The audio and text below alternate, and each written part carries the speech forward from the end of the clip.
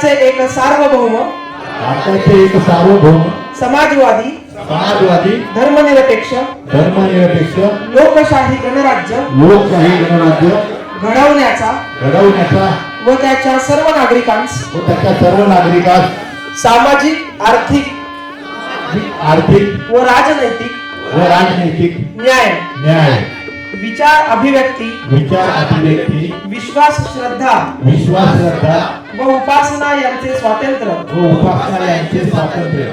दर्जाची व संधीची समानता निश्चितपणे प्राप्त करून देण्याचा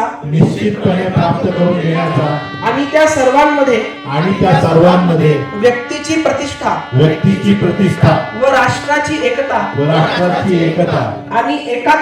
आणि एकात्मता यांचे आश्वासन देणारी बंधुता प्रवर्धित करण्याचा संकल्पपूर्वक निर्धार करून आमच्या संविधान सभेत आज दिनांक 26 नोव्हेंबर 1949 रोजी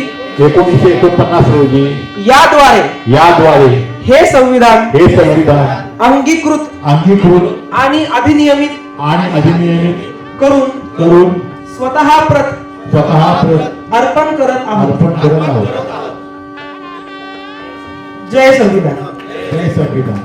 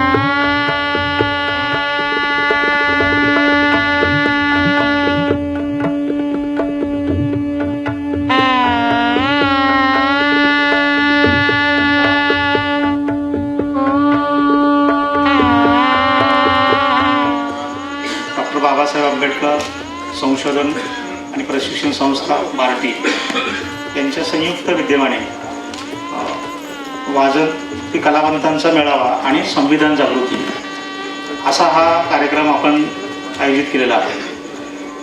अण्णाभाऊ साठे फाउंडेशन ही जी संस्था आहे, ही संस्था गेल्या 76 वर्षापासून दरवर्षी पालखीचं प्रस्थान झालेल्या दिवशी पालखीला निरोप देण्यासाठी वाजंत्री कलावंतांचं मेळावा स्पर्धा आयोजित करीत असते. या वर्षीच्या कार्यक्रमाचं वैशिष्ट्य म्हणजे आपल्याला संविधान जागृतीच्या अनुषंगाने हा मेळावा घ्यायचा होता, हा स्पर्धा घ्यायची होती. संविधानाचं वाचन आपण केलेलं आहे. ज्या संविधानामुळं आपल्याला निर्भयपणे कलेच्या माध्यमातून आपलं म्हणणं, आपली भूमिका, आपली सांस्कृतिक ओळख लोकांसमोर सादर करण्याची संधी आज उपलब्ध आहे. या संविधानाचं जे लिखाण आहे ते लिखाण डॉक्टर बाबासाहेब आंबेडकरांनी केलेलं आहे, सगळ्यांना माहीत आहे. त्यांच्या लेखणीने या देशातल्या तमाम सामान्य जनतेला त्यांचा जो आविष्कार आहे तो आविष्कार वेगवेगळ्या माध्यमातून जगासमोर मांडण्याची संधी उपलब्ध करून दिली. म्हणून आपण कुठल्याही बाबतीमध्ये कमी नाही अशा पद्धतीची जी भावना आहे ती भावना या संविधानाच्या अस्तित्वातून आपल्याला मिळालेली आहे. अन्यथा आपली ही जी काही पारंपरिक कला आहे या कलेला फारसं काही महत्त्व या समाजामध्ये नव्हतं. आपल्या कलेचा वापर इतरांचे सांस्कृतिक कार्यक्रम सजवण्यासाठी केला जात होता. ही कला उच्च कोटीची जरी असली तरी ती वाजवणारी जी माणसं आहेत त्या वाजवणाऱ्या माणसाला मात्र प्रतिष्ठा नव्हती. ही प्रतिष्ठा आपल्याला संविधानाच्या माध्यमातून अंगीकारायची आहे आणि आपल्या पुढच्या पिढीकडे न्यायची आहे. कारण ही आता कला लोप होत चाललेली आहे. नवीन मुलं या कलेकडे काही फारसं वळत नाही, काही मोजके आहेत. परंतु ही जी कला आहे ही कला पारंपरिक कला आहे, उपजत आहे, आपल्या पूर्वजांची आहे, त्याचा वारसा जपला पाहिजे. परंतु या कलेची अप्रतिष्ठा होईल अशा पद्धतीचं जे वागणं आहे ते आपण वागणं सोडलं पाहिजे. आणि कोणी करत असेल तर त्याला आपल्या संविधानाच्या हक्कातून, संविधानाने जे हक्क दिलेलं आहे त्या हक्कातून आपण त्याला प्रत्युत्तर दिलं पाहिजे. आता ह्या 77व्या स्पर्धा मेळाव्याचं दुसरं एक वैशिष्ट्य असं आहे की आपण हे जे कलावंत आहेत, उपेक्षित आहेत, त्यांना शासनाकडून कुठल्याही प्रकारचं मानधन मिळत नाही. क्रांतीवीर लहुजी साळवे मातंग समाज अभ्यास आयोग 2008ला या आयोगाची स्थापना झालेली होती. नंतर आयोगाचा रिपोर्ट 2008ला शासनाला सादर झाला. त्या आयोगाच्या रिपोर्टमध्ये एक शिफारस अशी होती की या समाजातील पारंपरिक वाद्य वाजवणारे जे कलावंत आहेत त्या कलावंतांना महाराष्ट्र शासनाने दरवर्षी मानधन द्यावं, त्यांच्या कलेची जोपासना होण्यासाठी आवश्यक असलेलं प्रोत्साहन द्यावं. शासनाने ते मान्य केलं 2008ला, परंतु अद्याप त्याची अंमलबजावणी झालेली नाही. याचं कारण आपल्याला ते काय मान्य झालेलं आहे, ते कसं मिळवायचं हे अजून कोणी सांगितलेलं नाही. म्हणून आपली ही जी संस्था आहे अण्णाभाऊ साठे फाउंडेशन, हिने एक संकल्प घेतलेला आहे की यापुढं आपल्याला या कलेच्या अनुषंगाने काही उपक्रम, विशेष उपक्रम राबवायचे आहे. म्हणून आम्ही या अण्णाभाऊ साठे फाउंडेशनच्या माध्यमातून पारंपरिक आणि आधुनिक या दोन्हीचं संगम होणाऱ्या संघटनेचं जे काही व्यासपीठ आहे ते व्यासपीठ उभा करू इच्छितो. तुमची आम्हाला सगळ्यांची साथ हवी आहे. तुमच्या सहकार्याशिवाय, तुमच्या सक्रिय सहभागाशिवाय ते शक्य नाही. आपण दरवर्षी इथं येतो, वाजंत्री वाजवतो, मानवंदना करतो आणि निघून जातो. दुसऱ्याच वर्षी आपण उगवतो. परंतु सातत्याने एकमेकाशी सुसंवाद जो आहे संस्थेचा आणि तुमचा राहिला पाहिजे. तुमची इत्तमभूत माहिती आम्ही फोनवर तुम्हाला सगळ्यांना सांगितलेलं होतं की इत्तमभूत माहिती आम्हाला पाठवा. परंतु इतकं भान आपल्या वाजंत्री कलावंतांमध्ये आलेलं नाहीये. की त्यांनी इत्तमभूत माहिती काय आहे ते. आम्ही दोनच गोष्टी मागितल्या होत्या. एक तुमचा फोटो आणा, जे वाद्य तुम्ही वाजवताय त्याचा एक फोटो घेऊन या, वाद्य वाजवत असलेला. तुमचं एक आधार कार्ड आणा आणि तुमची माहिती आमच्याकडे द्या. म्हणजे त्या माहितीचं आम्ही संकलन करू. आमची इच्छा अशी आहे संस्थेची की महाराष्ट्रातल्या ह्या पारंपरिक कला जोपासणाऱ्या कलाकारांचं एकत्रित जे काही डाटा आहे ते डाटा कलेक्शन झालं पाहिजे. डाटा कलेक्शन झाल्याशिवाय आपल्याला सरकार दरबारी एवढी लोक आमची ही कला वाजवत आहेत हे सांगता येत नाही. आपल्याला सगळ्यांना वाटतं की आपल्याला मानधन मिळालं पाहिजे, आपल्याला पेन्शन मिळालं पाहिजे दर महिन्याला किंवा दर काय जे असेल ते शासन इतर कलावंतांना जे देत आहे त्या पद्धतीने ही पारंपरिक कला वाजवणाऱ्या प्रत्येक माणसाला ती मिळाली पाहिजे. तर ती मिळायचं असेल तर त्याचा पाठपुरावा केला पाहिजे. आपण ही कला जोपासणाऱ्यांचं दरवर्षी संमेलन भरवतो, मेळावा भरवतो, स्पर्धा भरवतो, त्यांचं कोड कौतुक करतो, त्यांना बक्षिसं देतो संस्थेच्या ऐपतीप्रमाणे. संस्था काही श्रीमंत नाहीये, संस्था कुठलंही अनुदान घेत नाही. हा कार्यक्रम करण्यासाठी सभासद आणि काही आश्रयदाते जे आहेत इच्छुक त्यांच्या पैशातून आपण हे कार्यक्रम घेत असतो. आपण कुठलंही शासकीय अनुदान आपल्याला शासन देत नाही. बार्टीनी फक्त संविधानाच्या अनुषंगाने कार्यक्रम करा, तुमचा प्रस्ताव आपण पुढे हे करू अशा पद्धतीचं आम्हाला म्हटलेलं आहे. त्यांच्याकडून काही आम्हाला मानधन काय अनुदान अजून मिळालेलं नाही. म्हणून कृपया सगळ्या कलाकारांना माझी विनंती अशी आहे संस्थेच्या वतीने की आपली जी माहिती आहे ती माहिती व्यवस्थित पद्धतीने संस्थेला तुम्ही जर पुरवलात तर आम्ही त्याचं डाटा कलेक्शन व्यवस्थित करू आणि संस्थेच्या माध्यमातून सरकारकडे पाठपुरावा करण्याचं आम्ही चालू केलेलं आहे. फक्त आपल्याला ती माहिती मिळणं गरजेचं आहे. म्हणून आपण व्यवस्थित पद्धतीने माहिती जे वाद्य वाजत असाल, ग्रुप असेल तर ग्रुपच्या अनुषंगाने, इंडिव्हिज्युअल असेल तर इंडिव्हिज्युअल म्हणजे व्यक्तिगत वाद्य जे वाजताय त्याच्या अनुषंगाने माहिती संस्थेला पुरवावी. फोनवर सांगितली, पोस्टाने पाठवली तरी चालेल.